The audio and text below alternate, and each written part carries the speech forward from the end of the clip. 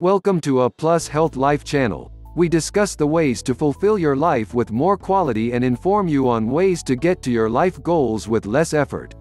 Please do not forget to like this video and subscribe to our channel. The fundamental concern as we look to reform health in America is the known reality that most chronic diseases that afflict Americans are predominantly lifestyle-induced, and the belief is that the vast majority of heart attacks and strokes could be prevented if people were willing to adopt healthy lifestyle behaviors. In addition, healthy lifestyles would impact a significant number of cancers which are also believed to be related to lifestyle exposures, especially to obesity, cigarettes, and other toxins. Over the past 50 years, the health of Americans has gotten worse, and now 71% of Americans are overweight or obese, not 66%, which was reported 5 years ago. That means a staggering 100 million people in America are obese. Today, eating processed foods and fast foods may kill more people prematurely than cigarette smoking. Authorities determined the 71% figure by classifying people with a body mass index, BMI, over 25 kilograms per square meter as overweight or obese.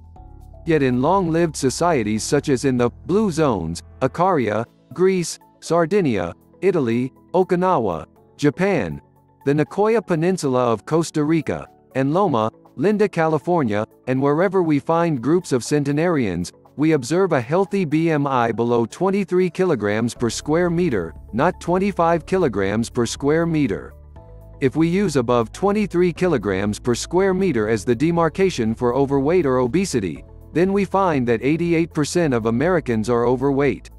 And out of the approximately 10% that are of normal weight, the majority of those so-called normal weight individuals are either cigarette smokers, or suffer from alcoholism, drug addiction or dependency, autoimmune disease, occult cancers, inflammatory disorders, autoimmune conditions, digestive disorders, irritable bowel syndrome, and other illnesses that lower their body weight. Therefore, perhaps that only about 5% of the American population is at a normal weight as a result of eating healthy and living a healthy life. A recent study documented that only 2.7% of Americans adopt a relatively healthy lifestyle by combining exercise with healthy eating. 3 The standard American diet, SAD, is clearly not a healthy diet. I use the term, fast food genocide, because most don't understand the depth and breadth of the harm as a large segment of our society eats a diet worse than the dangerous SAD. Many people recognize that junk food, fast food, processed food, white flour, sugar, maple syrup, honey, agave nectar, and all the junk people are eating contribute to obesity, diabetes, heart attacks, strokes, dementia and cancer, but many don't realize the strong causative role an unhealthy diet may have in mental illness. Currently, 1 in 5 Americans suffers from a psychiatric disorder. And many people don't realize the harm that processed foods have on Americans living in urban areas where they don't have easy access to whole, fresh foods. These unfortunate folks live in what we call food deserts, with reduced availability to fresh fruits and vegetables. Because of the limited access to supermarkets, they eat more unhealthy fast and processed foods and end up having 7 times the risk of early life stroke before age 45, putting people in nursing homes in their 30s, 40s, and 50s. 4 to 7. The vulnerable poor in these areas also have double the risk of heart attack, double the risk of diabetes, and 4 times the risk of renal failure. 8 to 10. Unfortunately, the decrease in lifespan due to food inequality is shocking but rarely discussed. A substantial proportion of people in these urban environments are overweight, pre-diabetic, or fully diabetic. Researchers determined that compared with other areas in America with easy access to supermarket food, that the YPLL years of potential life lost for an overweight diabetic living in a zone classified as a food desert was a shocking 45 years. A link may even exist between fast food, processed food, commercial baked goods, and sweets and destruction of brain cell and a lowering of intelligence. Candy and sweetened baked goods may even stimulate the brain in an addictive fashion, which can lead to more serious illnesses. The nutritional fundamentals accepted by the World Health Organization and most nutritional authorities today include vegetables, beans, nuts, seeds, and fruit as healthy foods, and salt, saturated fat, and excess sugar as disease-causing. Excessive amounts of animal products may lead to premature aging, increased risk of chronic disease and higher all-cause mortality. Multiple studies have been published on hundreds of thousands of people, followed for decades, showing that the objective endpoint of death is increased with higher amounts of animal product consumption. 13 to 17 Furthermore, refined carbohydrates may not just lead to being overweight and diabetic but also contribute to dementia, mental illness, and cancer. 18 to 21 There is considerable evidence today that heart disease is not only promoted by saturated fat and increased animal products but also by refined carbohydrates, including white rice, white bread, sugar, honey, maple syrup, and agave nectar. Research has shown that excess calories shorten lifespan, whereas moderate caloric restriction slows the aging process and protects the body and brain. Americans consume more calories than any other population, and they consume foods, many of which have minimal or no nutritional value, soda and alcohol as examples. So let's consider the individual who is consuming 50 excess calories per day. What will be the short and long-term result? 50 excess calories per day, over and above your basic metabolic needs, over a 10-year period, adds about 50 pounds of extra body weight. The excess weight increases the risk of multiple chronic illnesses, cancers, and also takes many years of life away from the individual simply as a result of consuming only 50 calories a day too many. Conversely, if an individual consumed 50 calories a day less than their metabolic requirements, what would happen then? Would he or she become too thin, anorexic, and unhealthy? Would their bones fall apart? Obviously not. When you moderately caloric restrict, even a small amount such as 50 to 100 calories a day, weight remains about the same, the person is slim, not too thin, and healthy. He or she will have a lower body fat percentage, and the skeletal mass, bones, and muscle mass are strong. In this scenario, the metabolic rate would slow down accordingly. The respiratory quotient, the number of calories lost through respiration, would decrease, the body temperature would lower, and thyroid function would decrease slightly, all lowering the metabolic rate, which overall may result in a slowing of the aging process. The secret to a long life and freedom from chronic disease may be simply to moderately reduce calories in order to slow down our metabolic rate. The only behavior proven scientifically to dramatically increase lifespan in every species of animals, including primates, is to lower caloric intake while maintaining an environment of micronutrient adequacy, assuring that we have exposure to every micronutrient humans need. The American diet is also deficient in antioxidants and phytochemicals that are needed for normal immune function, for maximizing brain health, protecting against dementia, chronic illness, cancer, and premature aging. A nutritarian diet is designed to establish excellent micronutrient intake without excess calories.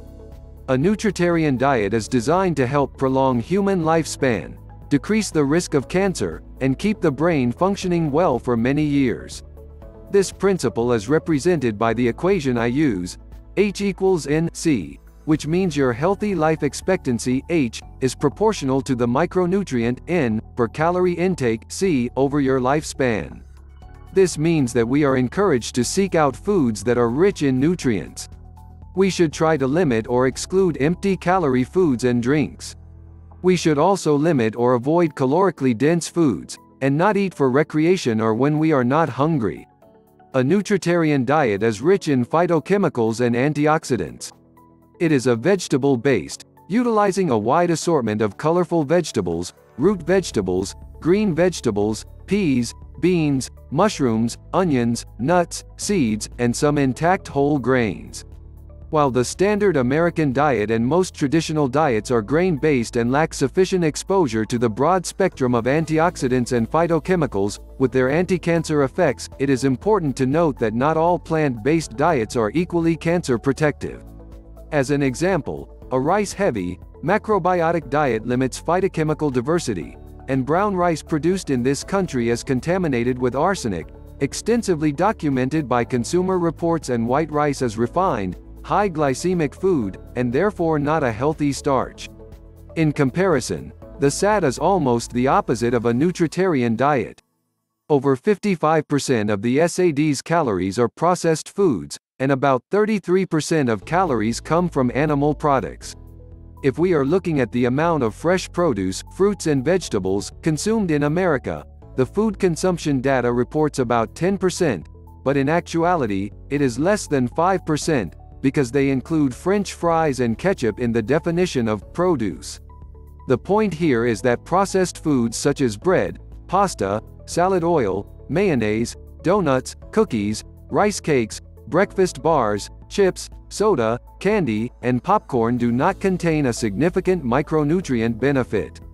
A piece of chicken is like a bagel, because they are both rich sources of macronutrients, calories, but neither one contains the necessary amounts of micronutrients, especially the antioxidants and phytochemicals only found in plants.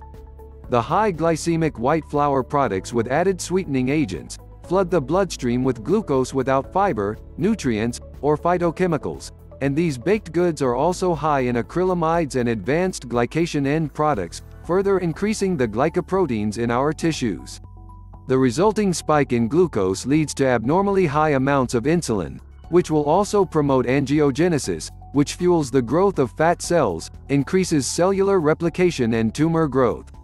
The liberal amount of animal protein, including chicken, which many incorrectly believe is the more healthy meat, consumed by most Americans promotes excessive insulin-like growth factor 1, IGF-1, making a synergistic sandwich of insulin and IGF-1, which may accelerate aging of the brain, interfere with cellular detoxification and repair, and promote cancer. 26 The SAD has created a nutritional disaster and a significant health crisis that will not be solved by governmental health care reform. Now, when we think about fast food, we're not just referring to the food in fast food restaurants. Fast foods include chips, soda, cookies, candy, breakfast cereals, bars, French fries, burgers, pizza, white flour baked goods, and all other high-calorie, low-nutrient foods that people often eat multiple times per day. These are processed foods and for many, are the primary source of calories. These fast foods have certain characteristics. They can be accessed easily and quickly. They don't need to be prepared. They come out of a bag or box ready to go right into your mouth. You can eat them rapidly and they're absorbed very quickly into the bloodstream. These fast foods typically contain multiple chemicals and synthetic ingredients. They are calorically dense, highly flavored, and nutritionally barren. Fast foods typically contain extra corn syrup, sugar, artificial sweeteners, salt, coloring agents, and other potentially disease-promoting chemicals.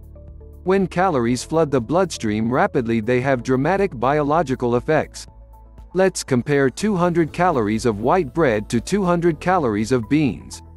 The white bread would be metabolized into simple sugars, glucose, which enters the bloodstream in 5 to 10 minutes. This requires a rapid increase in insulin, and the rapid insulin response will remain for hours. On the other hand, the carbohydrates from beans will take much more time to be digested and, as a result, these calories enter the bloodstream slowly. Essentially, the calories will trickle in over hours. When eating beans, a small amount of glucose enters the blood each minute, and therefore you won't need much of an insulin response to deal with this amount of sugar. As mentioned above, the buildup of advanced glycation end products, AGEs, accelerates aging and chronic disease.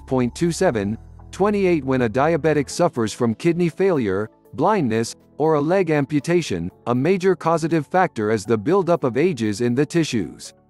Interestingly, these same glycated end products and glycoproteins build up in the tissues of people who are not diabetic but who continually expose themselves to excess sugar and white flour products. Next, it is important to understand that oils are also processed foods. When consumed, oil enters the bloodstream rapidly, similar to high glycemic carbohydrates. Anything cooked in oil should be considered a fast food. Beans, nuts, and seeds are whole foods whose calories are absorbed gradually over hours.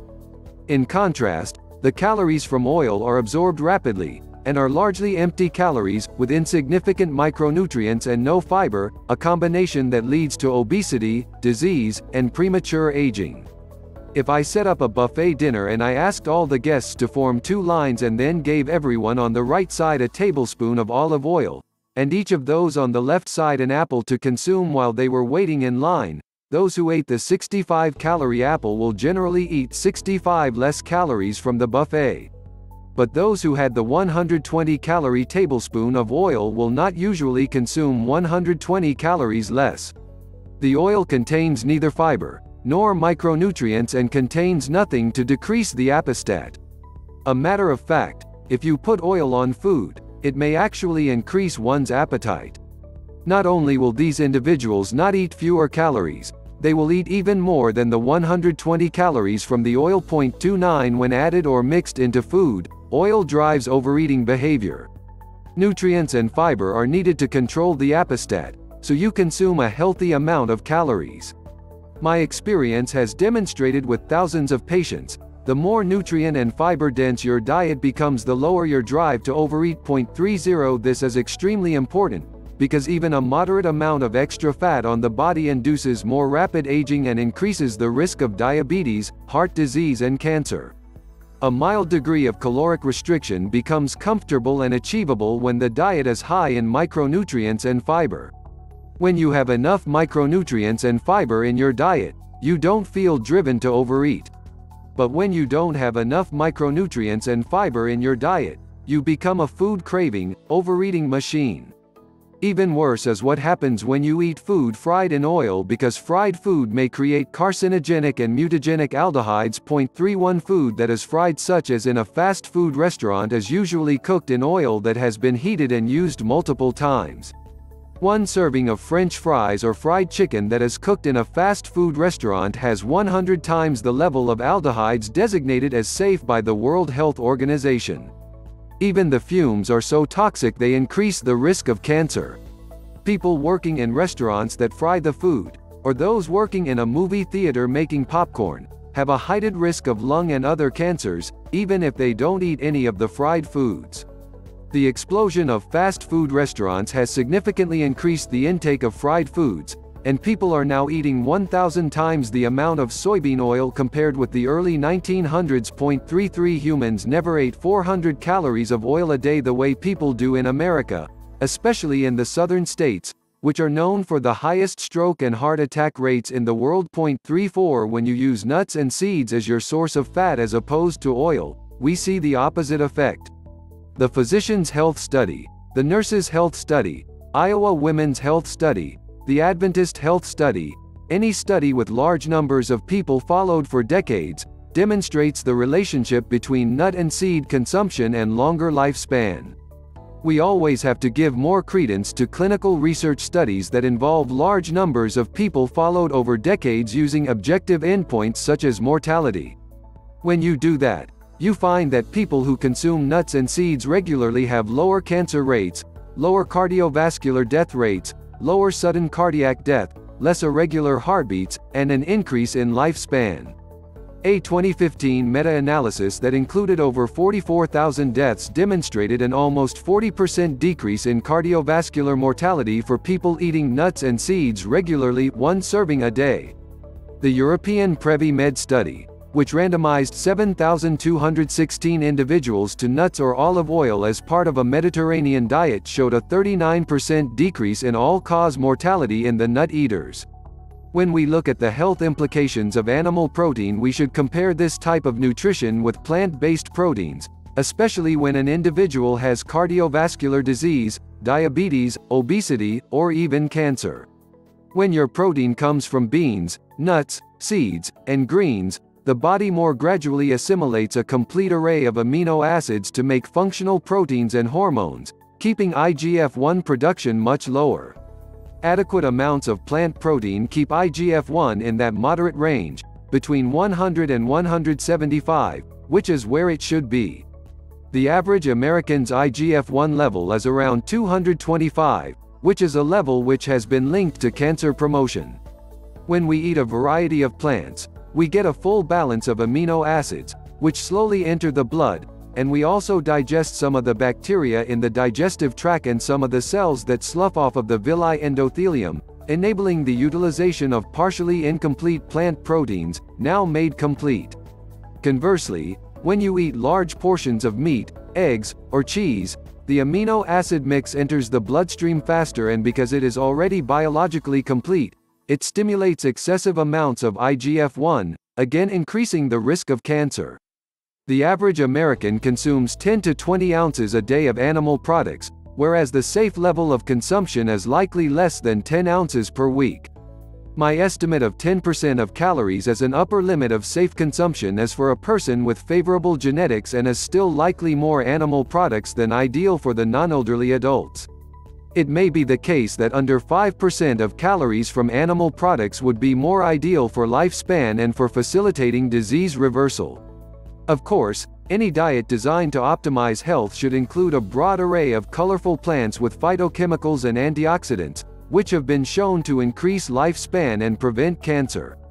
The animal products served at fast food restaurants are making the health of the population much worse, creating dangerous carcinogens from the food being grilled, barbecued, and fried at high temperatures.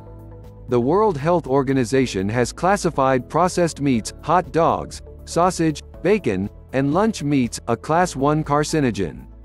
Ages are also highest in barbecued and fried animal products, which also contain cancer-causing chemicals such as heterocyclic amines, polycyclic aromatic hydrocarbons, and lipid peroxidases, which are mutagenic. There are two phases of the digestive cycle: the anabolic phase, when you are eating and digesting, and the catabolic phase, when digestion has ceased. When you are eating and digesting food, the body turns those calories into stored glycogen, increasing fat storage and the storage of waste. During this phase of the digestive cycle, growth hormones and fat storage hormones are activated. When your body is finished digesting, you enter the catabolic phase, where the stored glycogen and fat are utilized for energy. This is the phase when your body can most effectively detoxify and enhance cellular repair.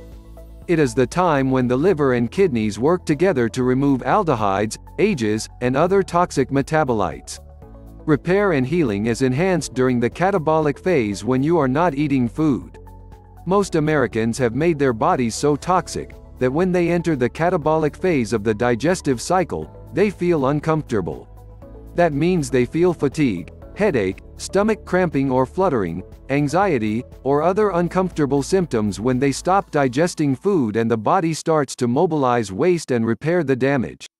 They typically interpret these symptoms as hunger or low blood sugar, because they feel better if they eat again, even though there is no biological need for calories at this time, and so they just get fatter and sicker. Every addiction has a high during the caloric rush and a low during withdrawal and repair from the disease-causing diet and resultant metabolic wastes and toxins that accrue from it.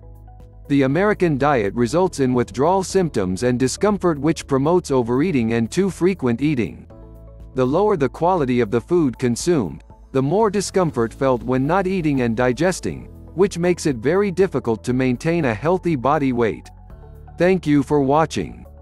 Please don't forget to subscribe and like the video.